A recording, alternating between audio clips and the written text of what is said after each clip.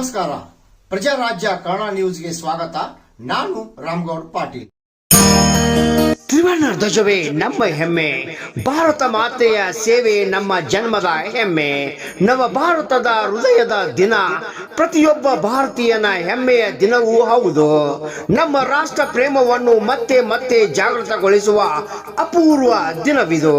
ನಮ್ಮ ಹಿರಿಯರ ಸದೃಢ ಭಾರತದ ಕನಸು ಕಂಡು ನಡೆಸಿದ ಹೋರಾಟದ ಫಲವಾಗಿ ನಾವೀಗ ಸ್ವತಂತ್ರರಾಗಿ ನಮ್ಮ ಜೀವನ ನಡೆಸುತ್ತಿದ್ದೇವೆ.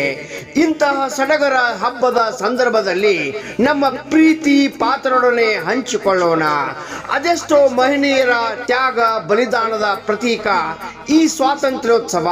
ರಕ್ತವನ್ನೇ ಬೆವರಂತೆ ಬಸಿದು ಬ್ರಿಟಿಷರ ಗುಂಡಿಗೆ ಎದೆಗೊಟ್ಟು ಹೋರಾಟದ ಇತಿಗೆ ಯುವ ವಯಸ್ಸಿನಲ್ಲಿ ನೇಣು ಕುಣಿಕೆಯಲ್ಲಿ ಜೀವ ಬಿಟ್ಟು ತಮ್ಮ ವೈಯಕ್ತಿಕ ಜೀವನವನ್ನ ಬದಿಗಿಟ್ಟು ಸಂಪೂರ್ಣ ದೇಶಕ್ಕೆ ಬದುಕು ಮುಡಿಪಾಗಿಟ್ಟ ಹೋರಾಟ ನಡೆಸಿದ ಅಸಂಖ್ಯಾತ ವೀರಾಗ್ರಹಿಣಿಗಳ ತ್ಯಾಗ ಹೋರಾಟದಿಂದ ಲಭಿಸಿದ ಸ್ವಾತಂತ್ರ್ಯದ ಸವಿಯನ್ನು ನಾವಿಂದು ಉಣ್ಣುತ್ತಿದ್ದೇವೆ. ಹೀಗಾಗಿ ಈ ದಿನ ಇವರೆಲ್ಲರಿಗೂ ಗೌರವ ಸಲ್ಲಿಸುವುದು ಪ್ರತಿಯೊಬ್ಬ ಭಾರತೀಯ ಆದ್ಯ ಕರ್ತವ್ಯ.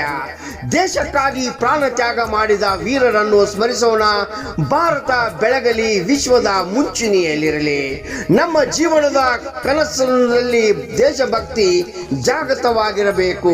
ಸಮಸ್ತ ನಾಡಿನ ಸರ್ವರಿಗೂ ಸ್ವತಂತ್ರ ದಿನಾಚರಣೆಯ ಶುಭಾಶಯಗಳು. ಶುಭಾಶಯ ಕೋರುವವರು ಶ್ರೀ ಪ್ರವೀಣ್ ಮಾಡ್ಯಾಳ್, ಸಹಾಯಕ ಕಾರ್ಯನಿರ್ವಾಹಕ ಅಭಿಯಂತರರು, ಹುಕ್ಕೇರಿ ಹಾಗೂ ಸಿಬ್ಬಂದಿ ವರ್ಗ.